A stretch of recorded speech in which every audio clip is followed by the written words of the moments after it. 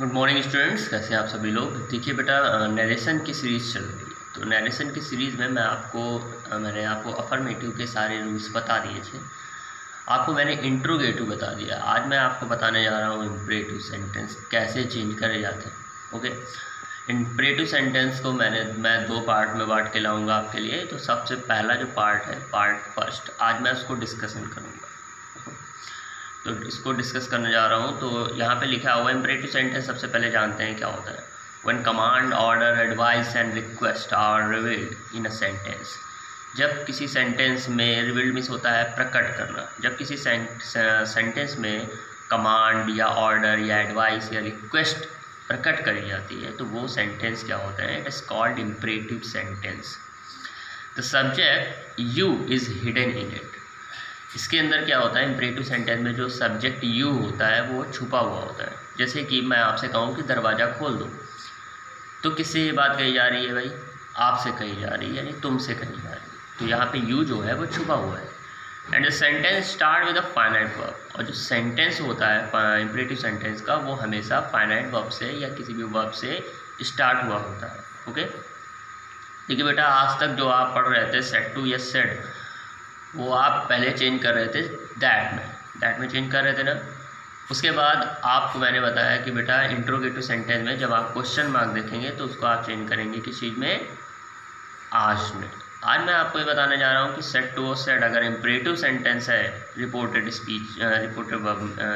Speech में, तो आप जो है उसमें ऑर्डर्ड लगाएंगे, कमांडेड लगाएंगे, एडवाइस लगाएंगे, रिक्वेस्टेड लगाएंगे, बेग्ड लगाएंगे, इम्प्लोर्ड लगाएंगे, एट्सेट्रा। जो भी उस सेंटेंस का मीन निकल रहा होगा उसी के अकॉर्डिंग आप वर्ड्स का यूज़ करेंगे। ऑर्डर्ड आप जानते ही हैं, कमांड जानते हैं, एडवाइस सलाह देना होता है, रिक्वेस्ट जानते हैं, बेग्ड किसी से कुछ मांगने के लिए यूज़ करते हैं, इम्प्लोर्ड मीन्स भी प्रार्थना करना होता है। तो ये सारी बातें आप करते हैं। ओके, देखिए और इसमें क्या क्या ज़रूरी है कि सेड और सेड टू जो है वो आपका इन सब चीज़ों में तो चेंज हो गई, साथ ही और भी चीज़ जो भी लगेगा इसमें जो और जो जरूरी चीज़ है वो लिखा है having removed inverted comma preposition two is put. अभी तक आप इन्वर्टेड कॉमा हटाते थे तो क्या लगाते थे, दैट लगाते थे भाई, यही तो सीखा था ना। और इंट्रोगेटिव सेंटेंस होते थे उसमें क्या करते थे, इफ़ और वेदर का यूज़ करते थे।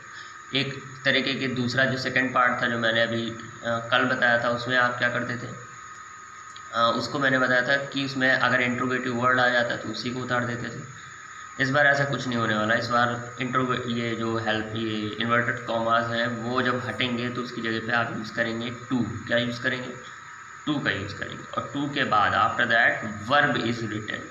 टू के बाद हमेशा वर्ब लिखी जाती है, और वर्ब जो लिखी जाती है वो वर्ब की हमेशा फर्स्ट फॉर्म ही होनी चाहिए।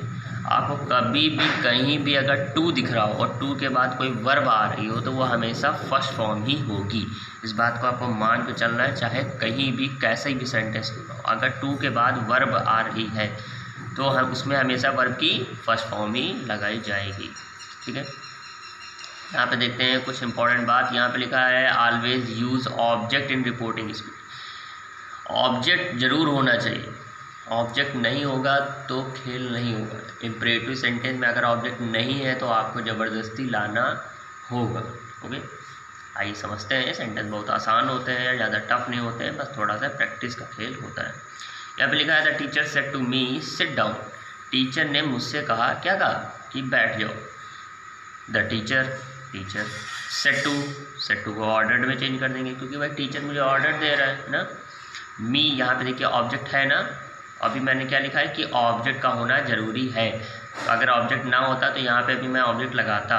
ओके, तो यहाँ लिखा द टीचर सेड टू को मैं ऑर्डर में लिखूँगा, मी का मी कर दूँगा और इन्वर्टेड कॉमा हटाऊँगा तो क्या करूँगा, टू लगाऊँगा। अभी यही तो बताया था ना मैंने। टू के बाद कौन सी फॉर्म लगाऊंगा, वर्ब की फर्स्ट फॉर्म लगाऊंगा। तो वर्ब की फर्स्ट फॉर्म लगी हुई है। आपके लिए अच्छी बात यह है कि जो इम्परेटिव सेंटेंस होते हैं उनमें वर्ब की फर्स्ट फॉर्म ही होती है, तो आप उसी को ही एज इट इज़ उतार दीजिएगा। बाकी जो चेंजेस छोटी मोटी होती हैं, टुडे उडे, दैट डे, और प्रोनाउंस की जो चेंजेस होती है सन फॉर्मूले के अकॉर्डिंग, वो सब चेंज होती रहेंगी। ओके, अब देखिए ये नेक्स्ट वाला सेंटेंस देखिए तो आपको समझ में आएगा, जिसमें लिखा है राम सेड इन्वर्टेड कॉमा में लिखा है गो अवे। तो यहाँ पर आप ध्यान दे पा रहे होंगे, देखिए वर्ब से शुरुआत हो रही है, इसका मतलब कुछ ना कुछ यहाँ पे ये इम्परेटिव सेंटेंस ही है। तो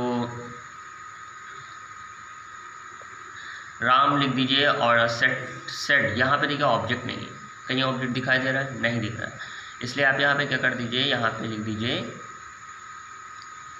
ऑर्डर्ड। क्या? क्योंकि भाई राम ऑर्डर दे रहा है कि यहाँ से जाओ, तो राम ऑर्डर। फिर इन्वर्टेड यहाँ पर आप ऑब्जेक्ट को क्या करेंगे, लगाएंगे, इसीलिए मैंने इसको देखिए ब्लॉक में कर दिया है। आप यहाँ पे क्या कर देंगे, मी लिखेंगे। अब मी ही क्यों लिखेंगे और कुछ क्यों नहीं लिखेंगे? क्योंकि अगर आप यहाँ पे ऑब्जेक्ट नहीं होता है तो इधर को देखा जाता है, अगर इस तरफ थर्ड पर्सन है तो यहाँ पे फर्स्ट पर्सन कर देते हैं, अगर यहाँ फर्स्ट पर्सन होता है तो इधर थर्ड पर्सन कर देते हैं। वो सब हम लोग एग्जाम्पल के जरिए समझते रहेंगे। तो यहाँ पे थर्ड पर्सन आया इसलिए यहाँ पे मी कर दिया गया है, इन्वर्टेड कॉमर्स हटा के टू लगा दिया गया है, गो लगा दिया गया है, अवे कर दिया गया है, सिंपल है। नेक्स्ट देखते हैं, यहाँ पे लिखा है the teacher said sit down boys. तो यहाँ पे देखिए टीचर ने कहा बच्चों लड़कों बैठ जाओ। तो भाई देखिए यहाँ पे ऑब्जेक्ट है जिससे टीचर कह रहा है वो है यहाँ पे, तो आप लिखेंगे the teacher order the boys. किसको ऑर्डर दिया गया है भाई? बॉयज़ को दिया गया। तो अब बॉय है तो बॉयज़ को हम ले आएंगे यहाँ पे ऑब्जेक्ट है हमारे पास। तो the teacher order the boys, inverted comma हटाइए, टू लगाइए और ये सिट डाउन। ओके, आसान है ना। नेगेटिव सेंटेंस को देखते हैं। नेगेटिव सेंटेंस भाई दो तरीके से बनते हैं। एक होता है कि आप जैसा आप लगाते हैं, जैसे कि एग्जाम्पल के जरिए समझेंगे तो ज़्यादा समझ में आएगा। यहाँ पे लिखा हुआ है place of inverted comma not to is used in negative sentence. The teacher said to the boy do not abuse anybody. बहुत ध्यान से समझिएगा, बहुत ध्यान से। यहाँ पे लिखा द टीचर सेड टू, कह क्या रहा है, the teacher said to the boy do not abuse anybody, किसी को गाली मत दो। तो ये एक एडवाइस वाली बात हो सकती है ना। The teacher advised the boy, said to change हो रहा है एडवाइज्ड। या इन्वर्टेड कॉमा जो है वहाँ पे लग जाएगा not to. Okay, do not किस में चेंज हो जाएगा, नॉट टू में। इस बात को समझने की कोशिश करिएगा। यहाँ क्या हो जाएगा, नॉट टू।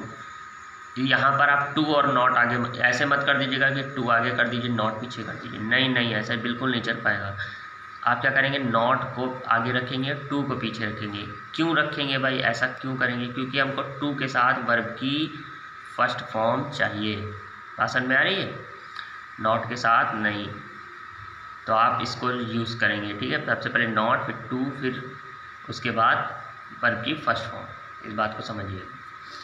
उसके बाद एनीबडी, तो टू के साथ वर्ब की फर्स्ट फॉर्म हो जाती है। अगर आप ऐसे लिखेंगे, टू को इधर लिख देंगे, नॉट लिखेंगे, उसके बाद अब्यूज़ लिखेंगे, तो टू और अब्यूज़ के बीच में नॉट आ जाएगा। और यही मैं कह रहा हूँ कि ये नहीं होना चाहिए। टू के बाद वर्ब की फर्स्ट फॉर्म होनी चाहिए, बीच में कुछ भी नहीं होना चाहिए। एक्चुअली वो इन्फिनिटिव होता है, इन्फिनिटिव जीरेंट जो होता है वो सब मैं आपको बाद में बताऊँगा। नेगेटिव सेंटेंस एक और तरीके से बन सकता है कि सेट टू की जगह पे अगर आपको कभी भी डोंट या डू नॉट दिखाई दे जाए तो आप यहाँ पे क्या लिख दीजिए, फॉरबेड। देखिए यहाँ पे लिखा है सेट और सेट टू की जगह पे आप फॉरबेड लग सकते हैं और तब नॉट का यूज़ नहीं किया जाता। सेट टू की जगह पे क्या लिख दीजिए, फॉरबेड लिख दीजिए। कब लिखेंगे फॉरबेड, जब आपको सेंटेंस में डू नॉट करके दिखाई दे रहा हो या डोंट करके दिखाई दे रहा हो, तो आप क्या लिख देंगे, फॉरबेड लिख देंगे, द बॉयज लिख देंगे। और फिर देखिए यहाँ पे नॉट नहीं लिखा है।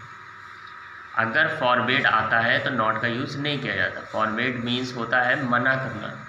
तो मना जब कर दी गई है बात, तो दो बार एक ही सेंटेंस को निगेटिव नहीं बनाया जाता। The teacher forbade the boys, teacher ने बॉयज़ को मना कर दिया है क्या करने से, टू अब्यूज़ एनीबडी, किसी को गाली देने से। तो यहाँ पर जो है आप टू अब्यूज़ कर दिए, ठीक है ना। टू के बाद वर्ब की फर्स्ट फॉर्म, टू जरूर आएगा, इस बात का हमेशा ध्यान रखिएगा। बस नॉट गायब हो गया। नॉट अगर आप लगाएंगे तो यहाँ पे आप फॉरबेड नहीं लगा सकते, है ना। फॉरबेड लगाएंगे तो टू नॉट नहीं लगा सकते। एक और एग्जांपल समझते हैं जो शायद समझ में आ जाएगा।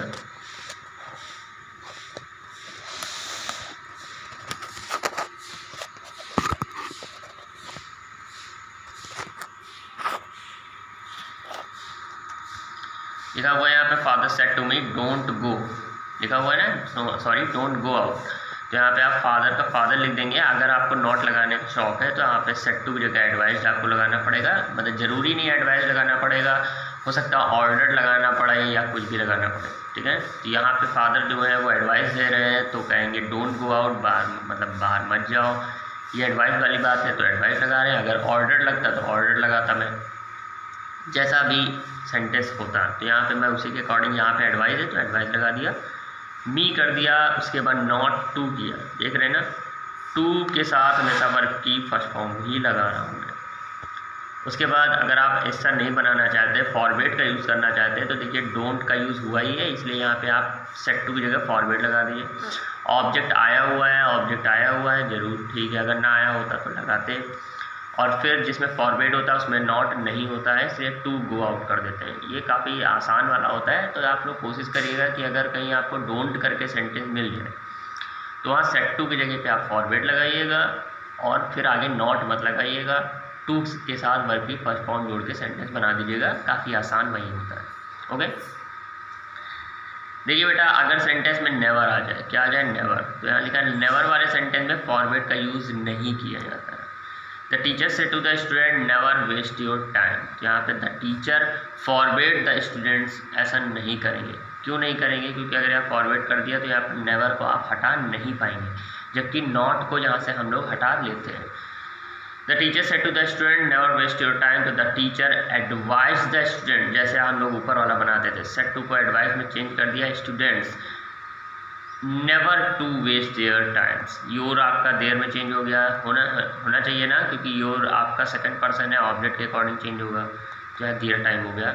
जैसे यहाँ पे नॉट टू लिखते थे, यहाँ पे नॉट टू लिखते थे, वैसे यहाँ पे नेवर टू लिख दिया है, कोई खास चीज़ नहीं की गई है। ओके, जैसा आप जानते हैं हर बार एक स्पेशल सेंटेंस बताया जाता है, तो आज भी आपको एक स्पेशल सेंटेंस बताया जाएगा। ये गिफ्ट है आप लोग के लिए, अधिकतर बच्चे फंस जाते हैं। देखिए बहुत ही बढ़िया है आज का स्पेशल सेंटेंस। कुछ सेंटेंस ऐसे होते हैं जो इंट्रोगेटिव लगते हैं, फिर से सब पढ़िए, कुछ ऐसे सेंटेंस होते हैं जो इंट्रोगेटिव लगते हैं बट वे इम्परेटिव सेंटेंस होते हैं। इंट्रोगेटिव लगते हैं बट होते नहीं हैं, होते क्या है, इम्परेटिव सेंटेंस होते हैं।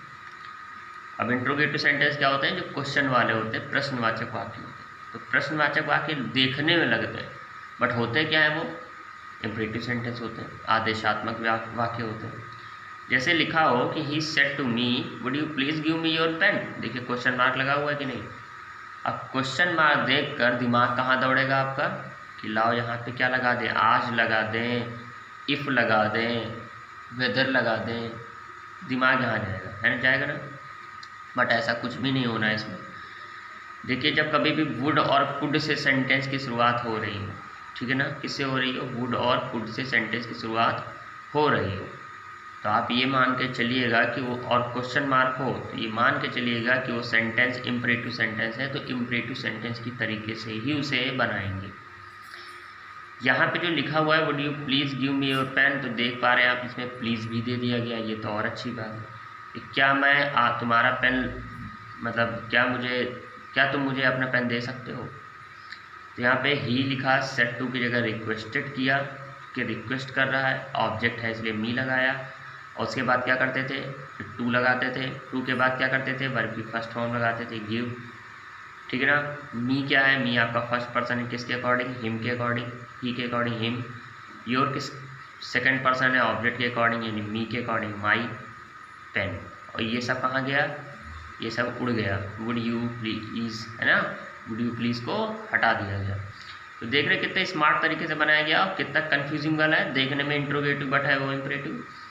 अगर लिखा हुआ he said could I use your phone, तो यहाँ पे आप करेंगे ही का ही करेंगे, सेड किस में बदल जाएगा। अब देखिए could I use your phone, क्या मैं आपका फ़ोन यूज़ कर सकता हूँ, तो ये आपका इम्परेटिव सेंटेंस। ओके, तो आप यहाँ पे ही का ही लिखेंगे, सेड रिक्वेस्टेड में बदल जाएगा, इन्वर्टर्स कॉम, और यहाँ पे ऑब्जेक्ट नहीं है तो ऑब्जेक्ट लगाएंगे, मी लगाएंगे। क्यों मी लगाएंगे, क्योंकि यहाँ पे थर्ड पर्सन आया, अगर कभी भी थर्ड पर्सन आता है तो यहाँ पे फर्स्ट पर्सन आता है, अगर यहाँ फर्स्ट पर्सन आता है तो यहाँ थर्ड पर्सन आता है। तो ही रिक्वेस्टेड मी, फिर यहाँ पे क्या मैंने बताया था, टू लगाते हैं, फर्स्ट फॉर्म लगाते हैं, योर का माई हो जाएगा, फ़ोन हो जाएगा। फिर से समझिए, अगर सेंटेंस में लिखा होता can I use your phone,